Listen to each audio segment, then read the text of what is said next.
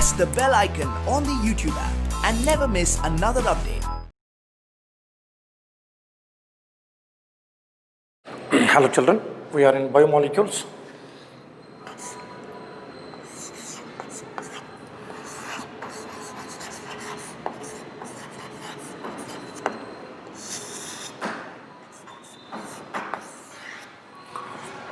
So yesterday we have solved some questions. Today we'll solve a few more questions with respect to biomolecules from all its subtopics. Clear? So we have the first question. The change in the optical rotation of a freshly prepared,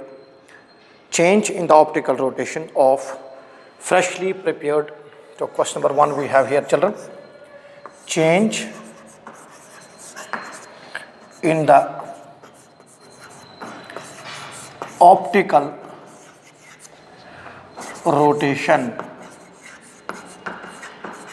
of freshly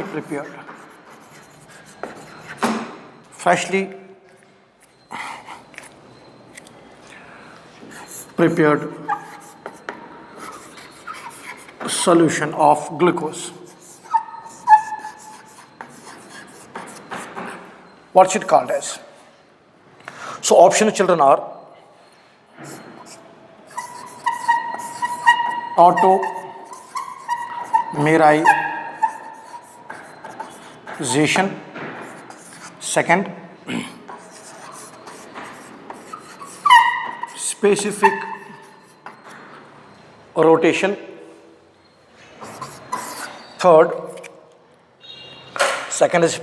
rotation, third racemization,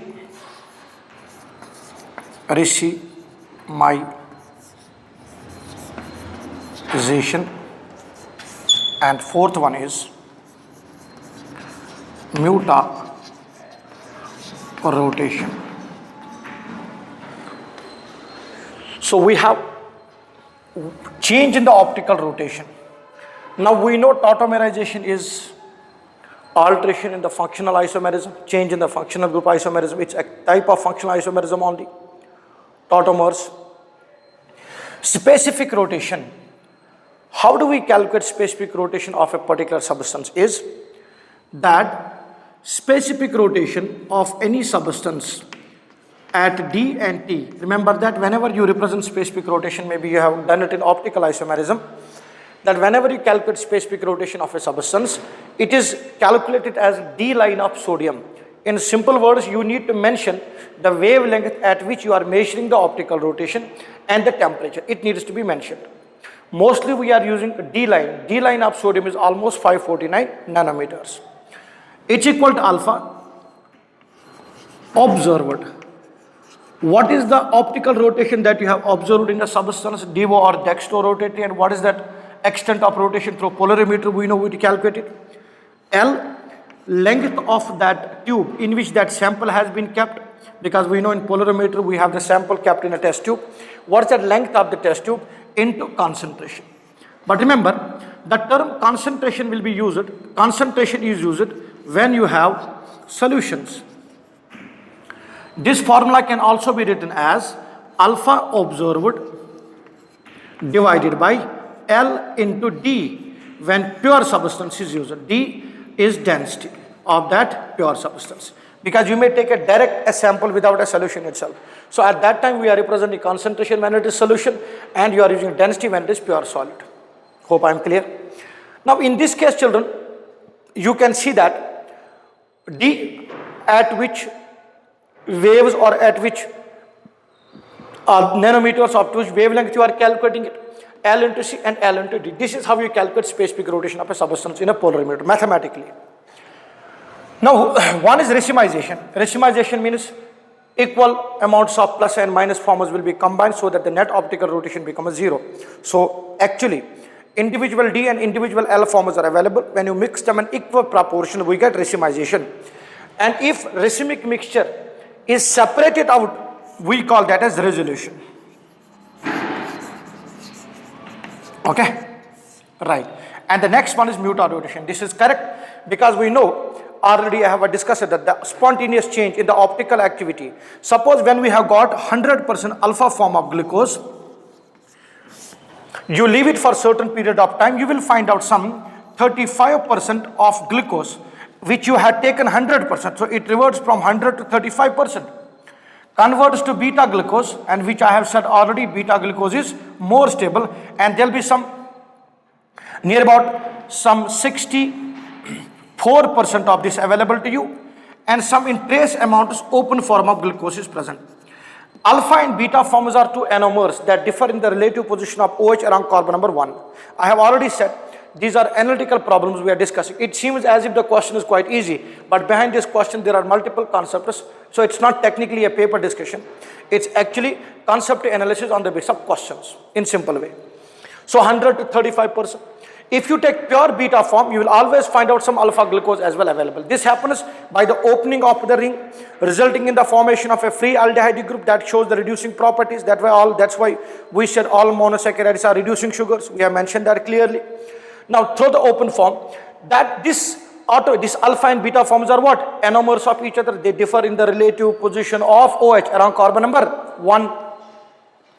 Now, these are obtained only, optical rotation alteration comes into play. One is optically active, suppose alpha glucose, it's actually 19 degrees plus 19 degrees. This is almost 180 degrees. But when you leave the mixture, the equilibrium mixture of the two, the net optical rotation of the glucose comes only 52 degrees. That is plus 52 degrees. It is dextrorotate. That's why glucose is also called as dextrose. So the correct answer will be, children, mutarotation.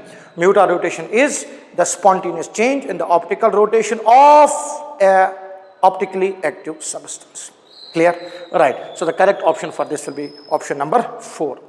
Good. Next question, children.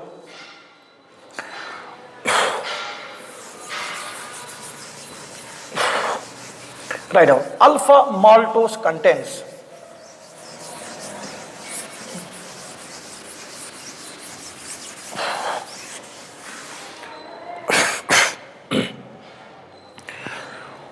alpha maltose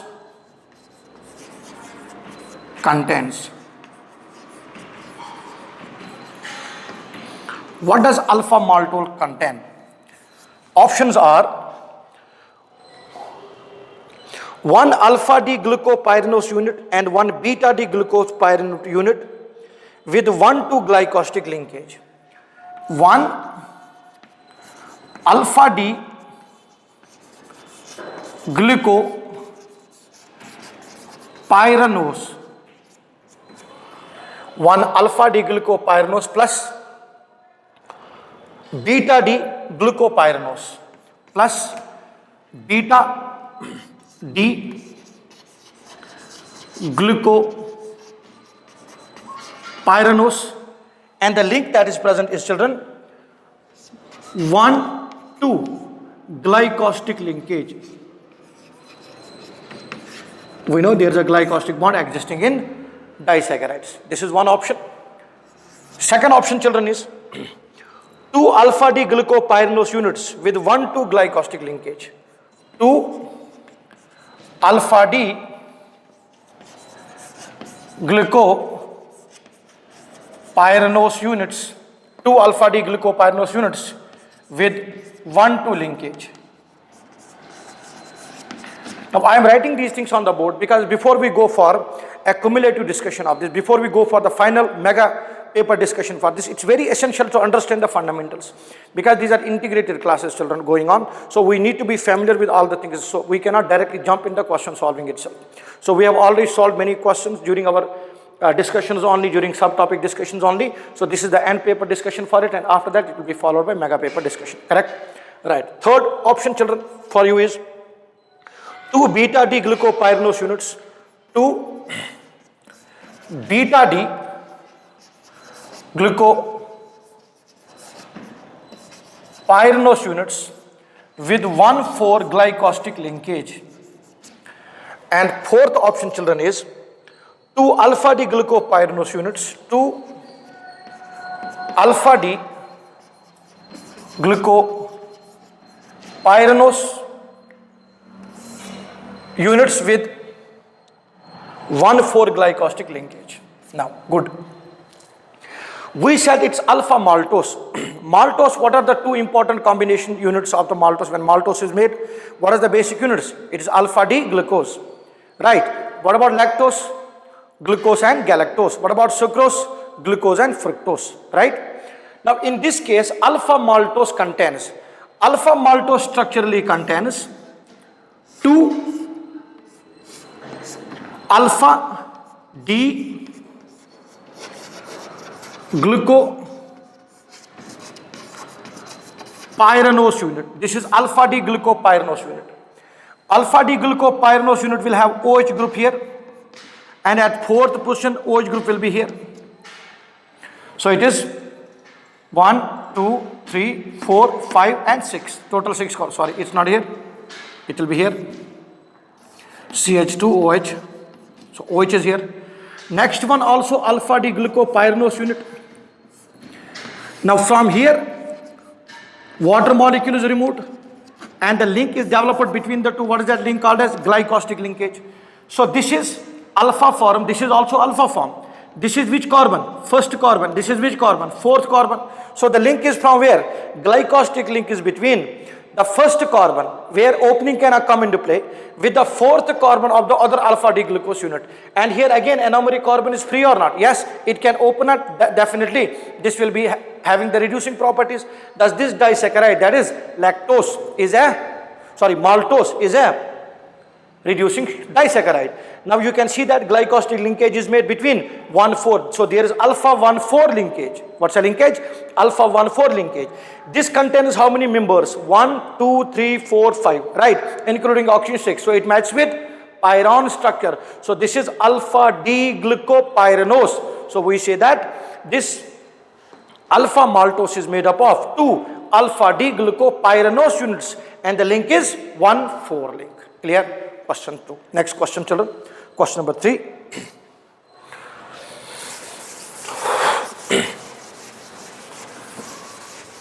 Very important. Have a look on this discussion precisely, because this will clear all the things very easily for our mega discussion, children. Yes. Write down question number 3. In aqueous solution, glucose remains as.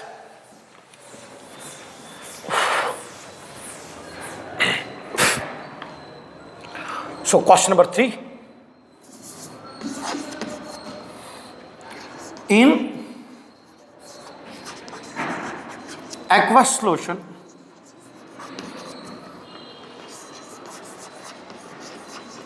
glucose remains in first option, closed form. Second option,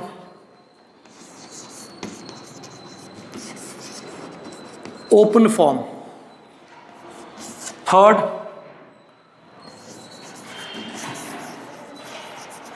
all forms in equilibrium. And fourth,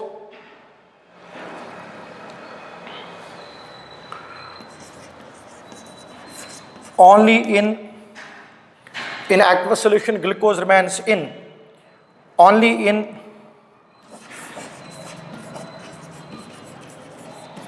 furanose form. And option 5 is only in pyranose form. So you can say in aqueous solution, what does glucose remain as? Is it only open form of glucose present, or is it the closed form of glucose present? No. If it was only the open form of glucose present, as we know that it doesn't give the reaction with sodium hydrogen sulfate, NaHSO4. So addition products are not made with NaHSO4. There is no addition product made with NaHSO4. It means typically the amount of C double bond O that should be free available there is not available here. Aldehyde group is not free the way it should be present here. We have done many chemical reactions on the basis of that. So when you talk about aqueous solutions of glucose, we know there is a concept of working called as Muta rotation, and we know glucose is reducing also. right? Because we know glucose is reducing, so there must be an open aldehydic form available. There must be aldehydic form available. We know it undergoes muta rotation. There is spontaneous change in the optical activity. That also means alpha and beta forms are interconvertible. They are getting interconverted from each other. So from one form to other, if they get interconverted, from alpha to beta form, from closed structure to open structure, if they are getting converted, that can only happen through the open form. Thus, all the forms in equilibrium are available to you. So it's not present in the form of closed chain, it's not in the open form chain, it's actually in all the forms it's available. That's open and closed structures, both are available here. Yes, so when you talk about furanose and pyranose forms, then it means ring structures come into play. So this option, these two options will match with the closed ring structures only, because furanose and pyranose are ring structures. So ring, we say analogous to the ring structures of furan and pyron. Am I clear with the thought? So the correct option is in the all three forms in equilibrium. Very good. Next question, children, question number 4. Glucose and fructose are related to each other by what isomerism? Glucose and fructose are what isomers to each other? Question number 4. Glucose and fructose are, first one, glucose and fructose are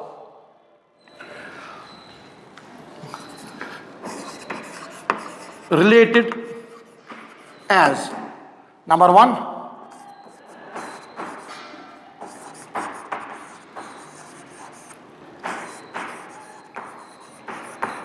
functional isomers,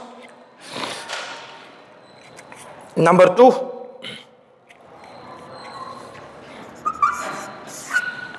or number 2, rotamers, number 3,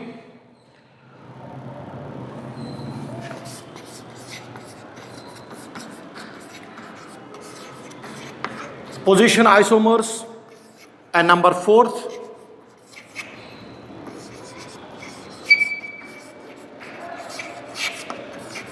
geometrical isomers. We know all the forms.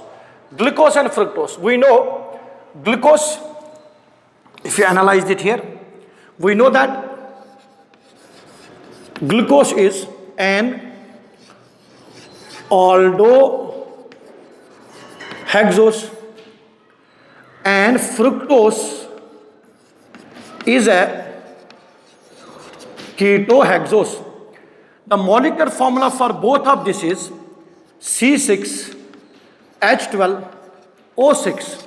So the molecular formulas are same.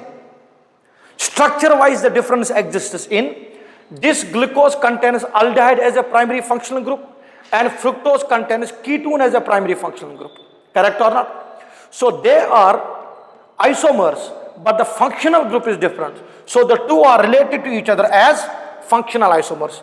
Rotamers, no, because rotamers are also called as conformational isomers.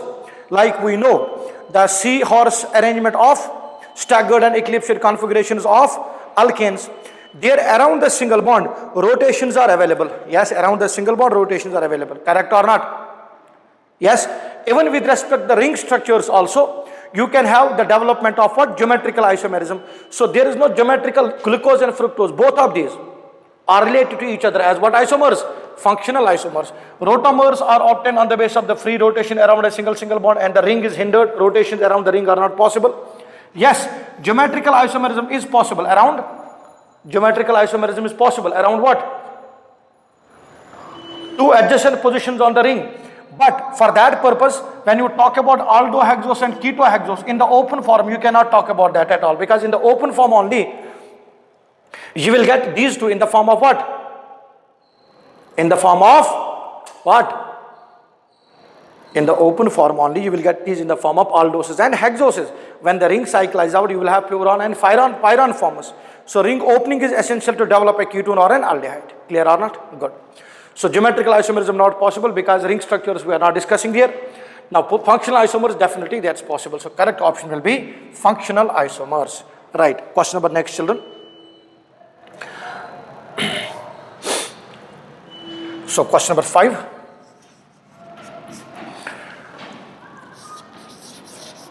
Letter D in D-glucose. What does letter D in D-glucose mean? Options are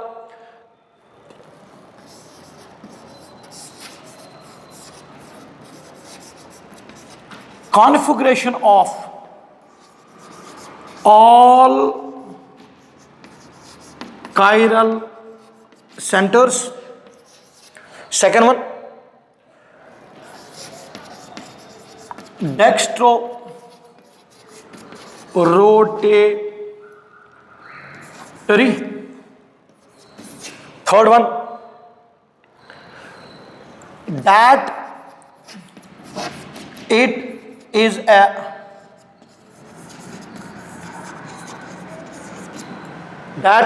monosaccharide. And fourth option,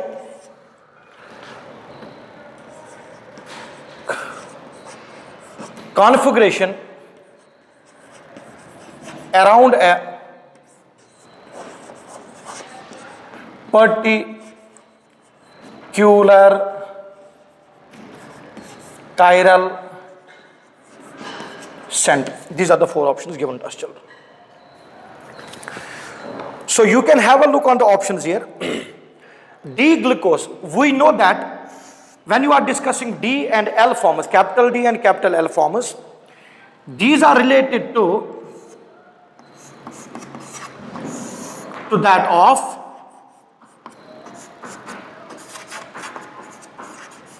what?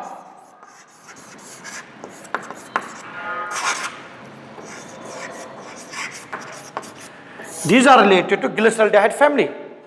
On the chiral center, the only chiral center in glyceraldehyde, if the relative position of the chiral center is similar in case of glucose, if it is similar to that of D-glyceraldehyde, means OH is on the right side, then it's called as D, otherwise L. We know it very well. So it is with respect to the chiral center, no doubt. But we know in glucose, the number of chiral centers, how many chiral centers are in glucose? There are 4 chiral centers. So are we talking about all the 4 chiral centers? No. We are talking about which chiral center? Which is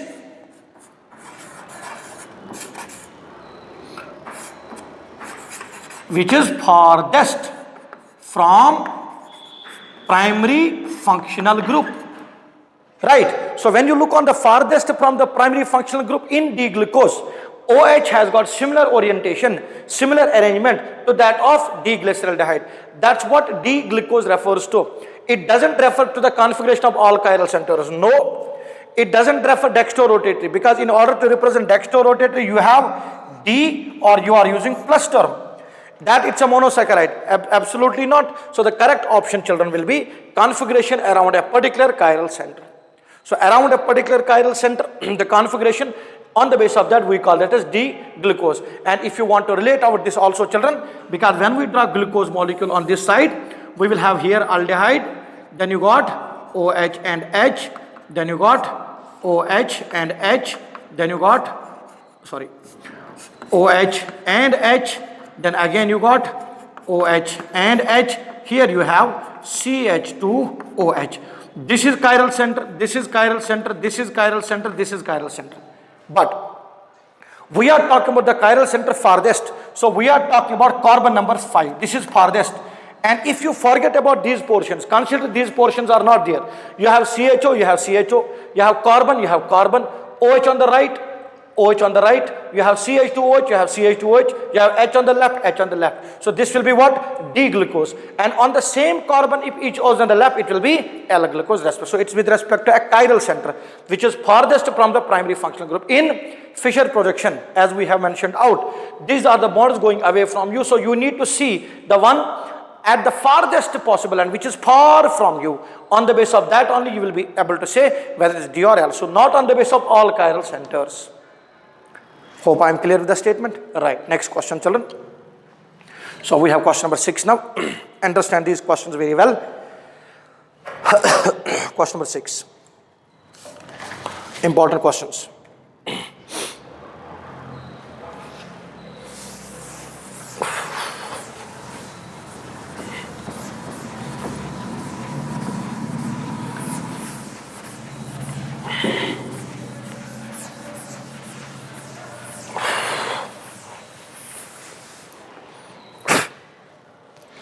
Question number 6 is, children,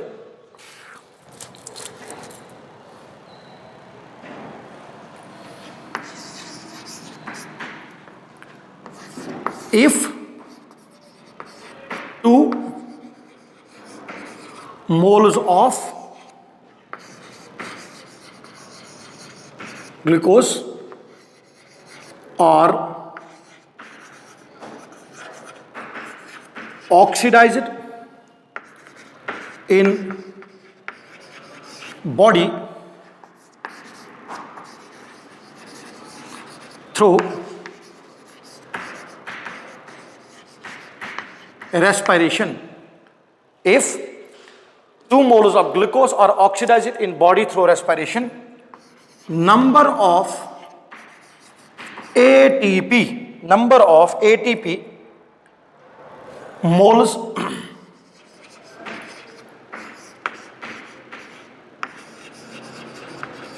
produced are option 1 38, option 2 19, option 3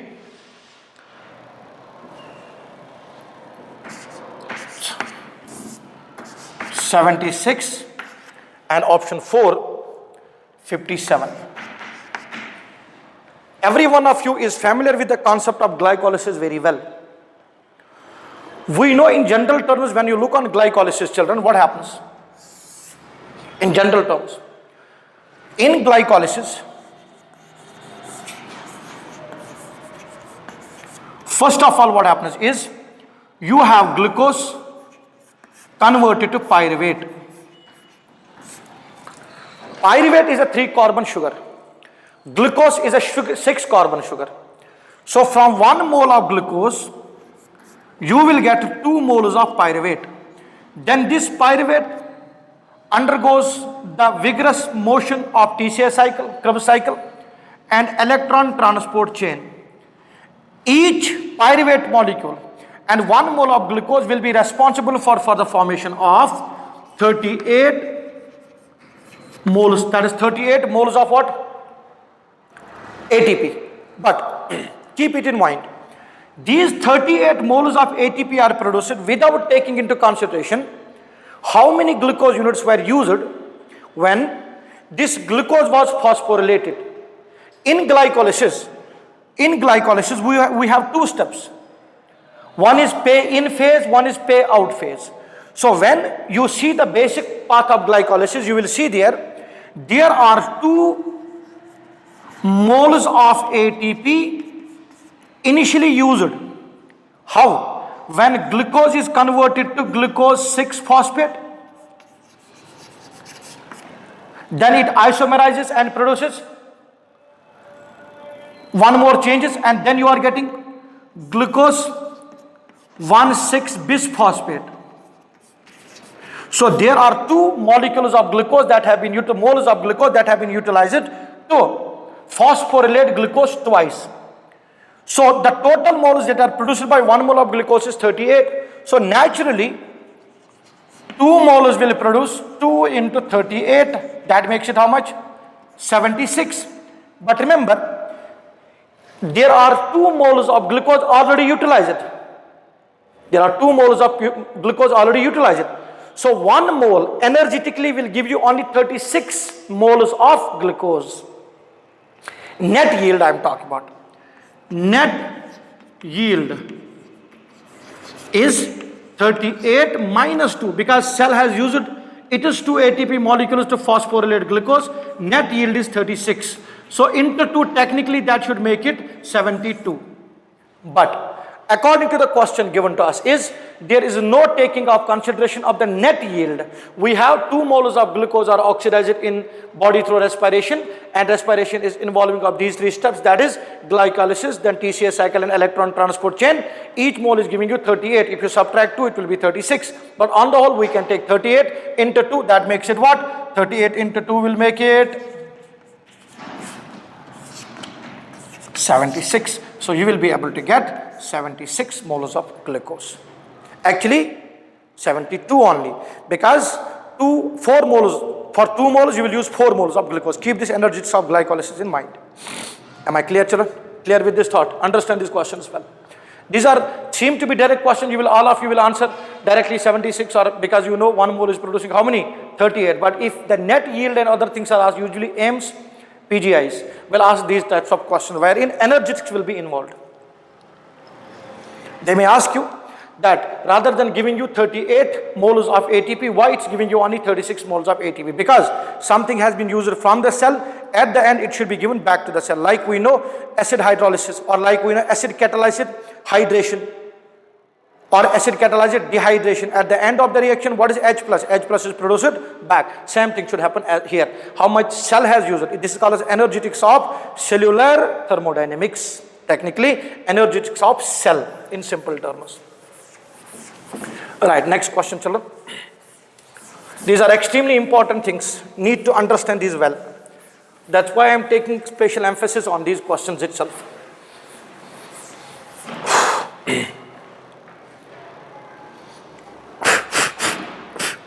Okay, next question.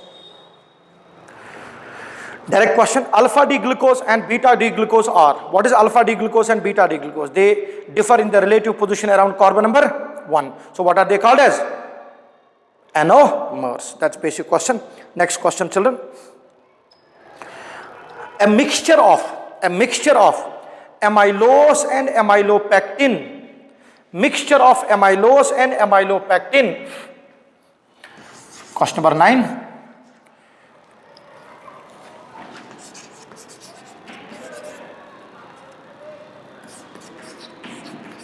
Mixture of amylose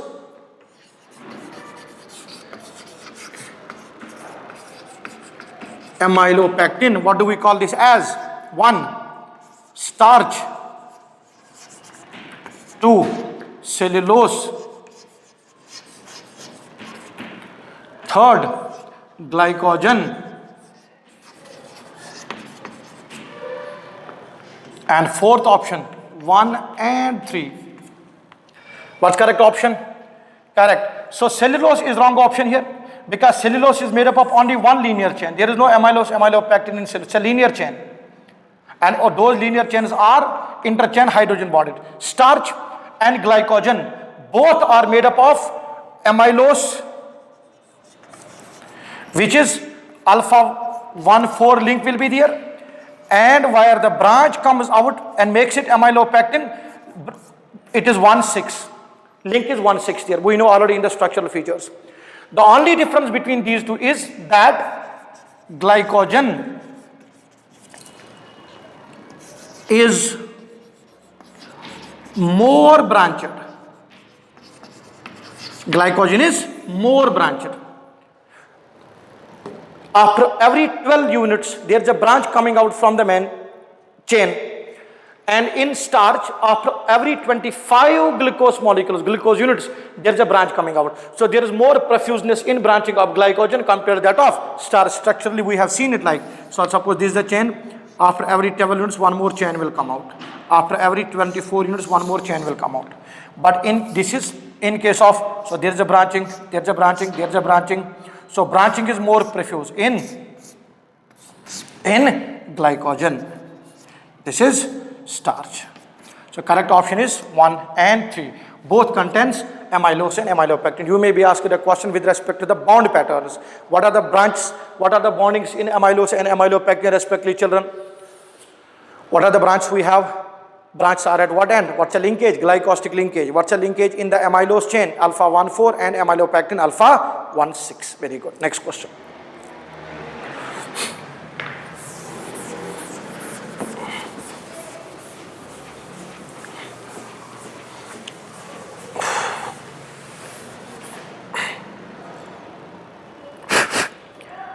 Which set of terms correctly identifies the carbohydrate shown?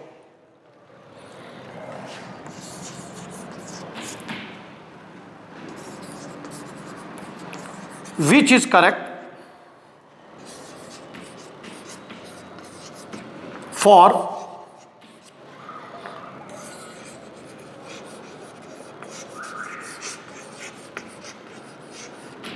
carbohydrate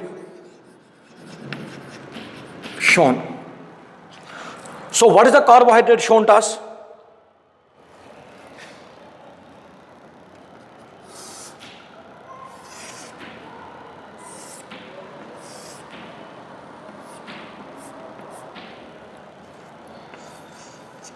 Okay.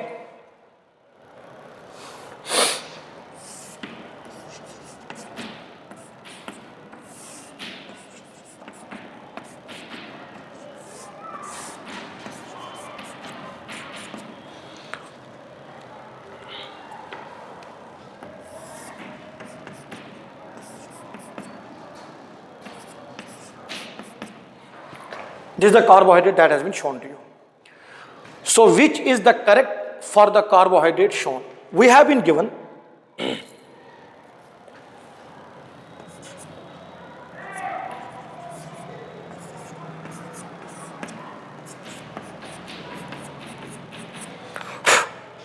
pentose, hexose, aldose, ketose, pentose, hexose, aldose, ketose,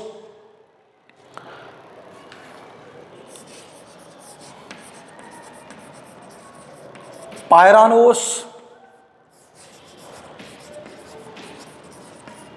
furanose. Pentose, hexose, aldose, ketose, pyranose, furanose. It has been given to us. Options that are mentioned to you are option A. So which is correct with respect to this carbohydrate given? 136, 135, 136, 135,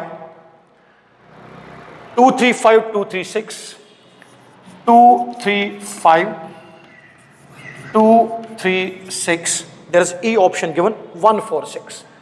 146.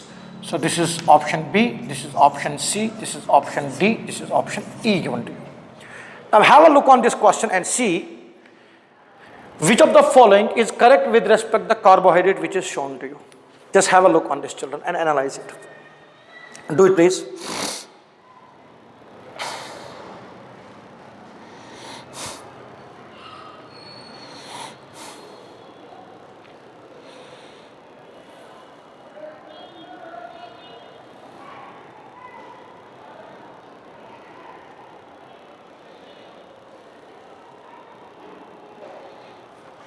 Done? Good. If you have understood the result, we can see that here. First of all, see that. Is it pentose or hexose? Let us see. Carbons. 1, 2, 3, 4, 5. So there are 5 carbons present. That means it's a pentose. So it's not a hexose. So wherever 2 is coming, that's wrong with respect to it. So option C is wrong because 2 is coming because it's not a hexose. Option D is also wrong. So these are eliminated. Is it a pentose? Yes. Option A, B and E are our matching options. Next one.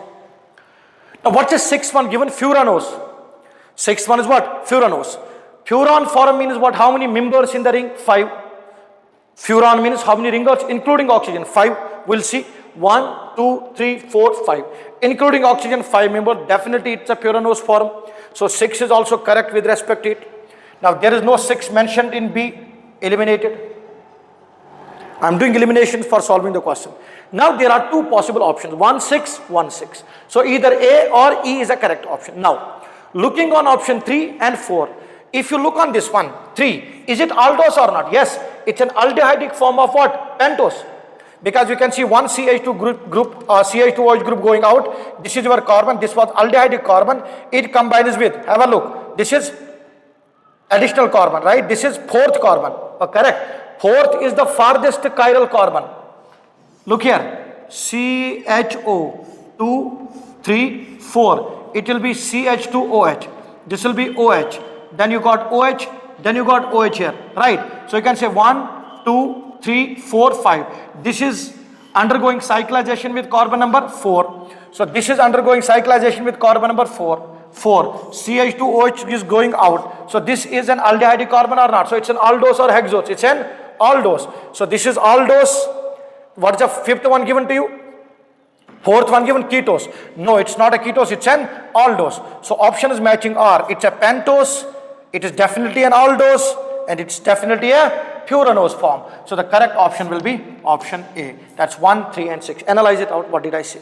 So correct option will be 1, 3, 6. That's option A will be correct option for this. Statement is clear, children? Understood or not? Ring cyclization understood, like in glucose. Carbon number 1. There are chances. I said that there are multiple ring formation chances, but stability, you have to look onto which of the ring will be more stabilized.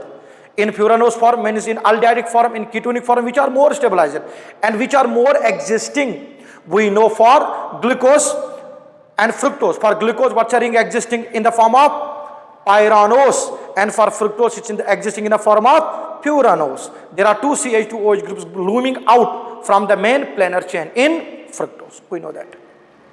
Statement is clear. Understood the statement here clearly? Excellent. Let's move forward, children.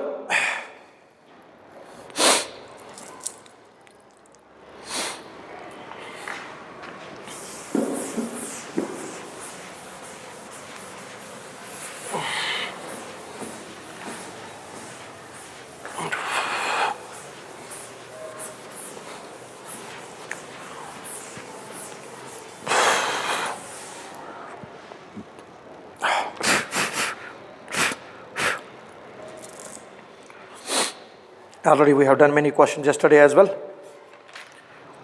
Let's start one more question with respect to proteins now. Okay, some questions for proteins. Yes, question number 11. Understand, it's a good question. I have pre-selected some questions whose discussions are very fruitful for us. Right.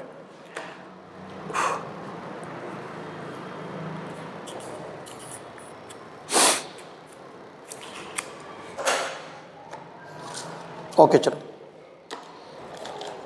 Write down. Important question. A decapeptide, molecular weight 796. A decapeptide, asked in JEE exams. A decapeptide, molecular weight is 796.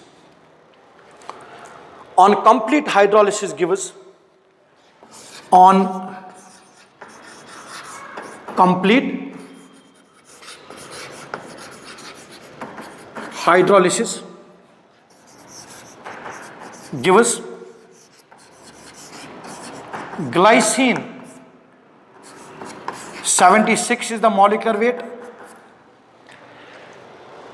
alanine and phenylalanine.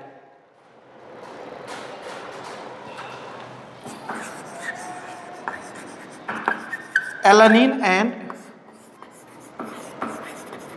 phenylalanine. These are the hydrolysis products of a decapeptide with molecular weight 796. It gives glycine with molecular weight 76, alanine and phenylalanine.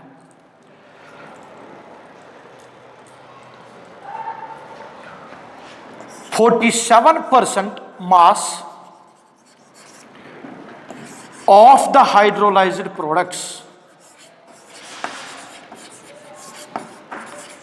47% of the mass of hydrolyzed products is, very important question, contributed by glycine. Glycine is contributing 40% of the total mass of hydrolyzed products. Good. Number of glycine units. What are the number of glycine units? I'll write options here. Option A, 4. Option B, 2. Option C, 6. and option D 5. This is a question which is asked to you. Understand the basic pattern of the question first. It's asking you a decapeptide molecular weight is 796 on complete hydrolysis has given you 3 amino acids, glycine, alanine and phenylalanine. 47% mass of the hydrolyzed product is contributed by glycine, 47% of the total mass. Number of glycine units are. So we need to find out of that whole molecular weight of 796, what's the number of glycine units. Understand this pattern well. First of all, when hydrolysis will be done, so how to solve this question? See, we have a decapeptide. In decapeptide, what will be the number of peptide bonds? 9. Decapeptide will be made up of 10 amino acids. So the total number of peptide bonds will be only 9. Oh yes. So you can have a look. 1, 2, 3, 4, 5, 6, 7, 8, 9, 10. These are 10 amino acids, which will be alanine, phenylalanine and glycine. We don't know which is how much. I'll just show an amino acid. So amide linkage 1, 2, 3, 4, 5, 6, 7, 8, 9. So there are 9 peptide bonds. Now these 9 peptide bonds, in order to hydrolyze it, in order to convert these into monomers, in order to convert this polypeptide into monomers, you have to hydrolyze it, you have to break it. So as you are breaking it, which bond will be broken? Peptide bond. So what are you giving? Water. So only dehydration leads to the formation of peptide bond. So hydrolysis will lead to addition of water and peptide bond will be broken off. So how many peptide bonds you are breaking? 9. That means whatever the molecular weight of this decapeptide was there, how much was there? So molecular weight of decapeptide was given, that is 796. And to break how many peptide bonds? 9. You have given how many water molecules? 9. So 9 water molecules have been added. So it is molecular weight which is 18 should be added or not? 9, 8, 72, 2, 7 carries, 9, 1, 9, 10, 16. So 162 grams or 162 mass has been added by breaking these peptide linkages. How many are there? 9 peptide linkages. So they have been broken. Now what happens by it is, as you add water, that H and OH will be added up to the hydrolyzed products like aniline, phenylalanine and glycine. So to the total decapeptide mass, you have to add the mass of 18 moles of water which has been added. So it will be 796 plus 162. That makes it 8. 9 plus 6 is 15. 7 plus 1, 8, 9. So the total mass of hydrolyzed products is now 958 grams. Clear or not? 958. Good. You got it clear so far? So 958. Let's solve the question here, children, now. 958 is the total mass. Now, out of which, what's the contribution of glycine? Glycine is contributing how much? 47% of the total mass. That means out of the total mass, the glycine is 47% of 958, right or not? So that will be 9 contribution from glycine. 958 into 47%, 47 by 100. Solve it. 958 into 47 by 100. Solve it out, children. It comes 45026 by 100. 45026 by 100. That will be almost 450.26. So out of the total mass, 47% is contributed by glycine. So this is the total mass contributed by glycine, 450.26 grams. Right? What's the question asking? Number of glycine units are. So what is the total contribution from glycine? How much? 450.26. 47% of the total weight. That is 450.26. Now, easily we can solve it now. Shall I write here? Now understand it here. I'll write it here. Correct? Now what will be number of glycine units? It will be mass of glycine, total mass contributed by glycine divided by molecular weight. So what is the mass of glycine contributed? 450.26. So it will be 450, we can say, divided by What's a molecular weight given to you? Molecular weight is how much? 76. 76 on solving, it will come perfectly almost 6. 6, 6, 36, 6, 7, 42, 43, 44, 45. Yes, it will come almost equal to 6. So the number of glycine units will be 6. Followed. So how did I solve this question? I solved this question, children, on the basis of molecular weight is given how much? 796. Basic thing of this question is that once you hydrolyze it, you are giving how many moles of water? How many? 9. So those 9 moles of water will be added to the hydrolyzed products. So that will be 9 into 18, that comes 162. Now after hydrolysis, you got glycine, alanine and phenylalanine. So all the hydrolyzed products, that is glycine, that is alanine and phenylalanine, the total of it will be hydrolyzed. So total mass of that comes how much?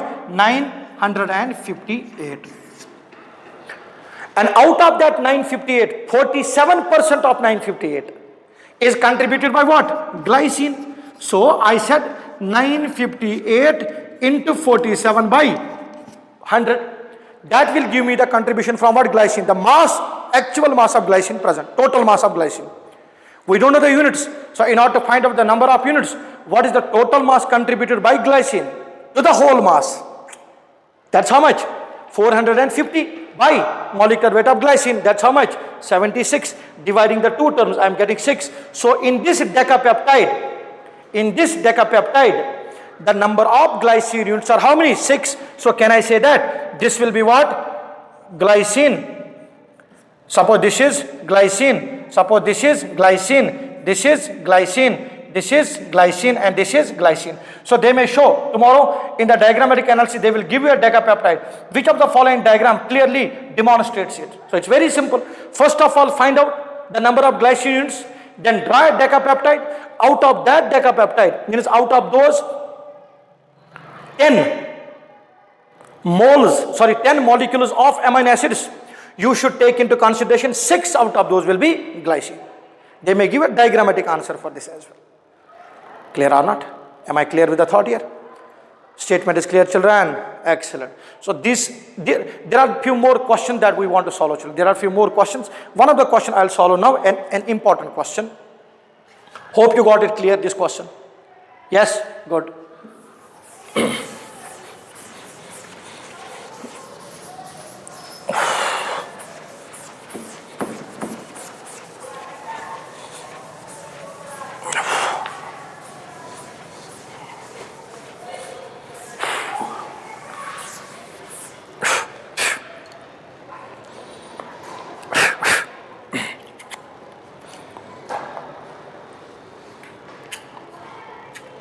Question is, children,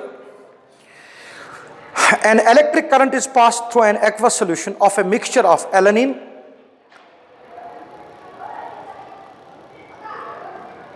glutamic acid and arginine, which are buffered at pH 7. I'll write this question. What's it asking? An electric current is passed through an aqueous solution of a mixture of an electric current is passed through a mixture of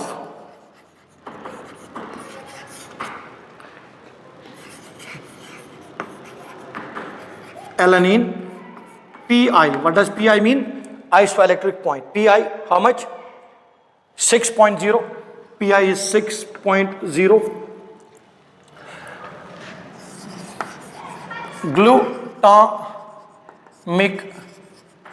acid, it is Pi is given 3.2. And arginine, it is pH is Pi is given 10.2. Buffered at 6 pH. pH is 6. It is buffered at pH 6. So electrophoresis is run and we have kept the solution at the pH 6. Good. Question is, what is the fate of amino acids. Now, options are very good actually given. First option, I will solve this question here. First option, glutamic acid migrates to anode at pH 6. Glutamic acid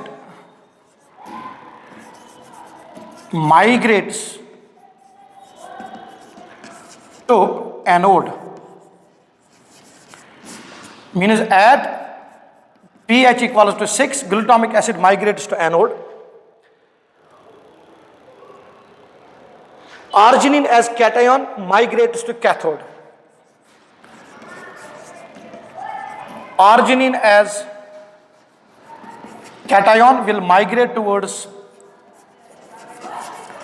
cathode, and alanine is uniformly distributed.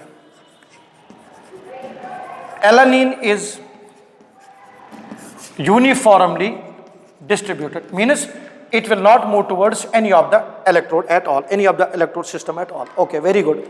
Now this needs to be understood, children. Very importantly, this needs to be understood. Second is glutamic acid migrates to cathode and others remain uniformly distributed. Second is, I will write glutamic acid moves towards cathode, alanine and arginine will not show any moment. Third one, same direction, they will move towards cathode. And fourth option given to you is all